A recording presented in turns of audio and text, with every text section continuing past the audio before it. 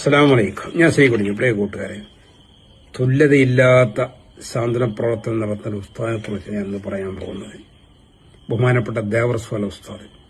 അദ്ദേഹത്തിന്റെ കർമ്മ ഭൂമിയായ ഗോഡല്ലൂരിലെ പാടന്തറയിൽ വെച്ച് അദ്ദേഹം നടത്തുന്ന സമൂഹ വിവാഹം വർഷങ്ങളായിട്ട് നമ്മൾ കാണുകയാണ്. ആയിരക്കണക്കിന് നിർദ്ധരായ നിരാശയിലാണ്ടുപോയ യുവതികളാണ് സ്വപ്നം നൽകി പുതിയ ജീവിതത്തിലേക്ക് അദ്ദേഹം കൈപിടിച്ച് നടത്തിയത്. ഈ വർഷം ഏപ്രിലിൽ 850 യുവതി യുവാക്കളുടെ സമൂഹം നടക്കുകയാണ്. അവർക്ക് വേണ്ട സ്വർണം സംഘടിപ്പിച്ചു കൊടുത്ത്, അവർക്ക് വേണ്ട വിവാഹ വസ്ത്രങ്ങൾ സംഘടിപ്പിച്ചു കൊടുത്തിട്ടാണ് ഉസ്താദ് ചെയ്യുന്നത്. ഇതിന് പകരം വെക്കാനുള്ള ഒരു സാധന പ്രവർത്തനമില്ല.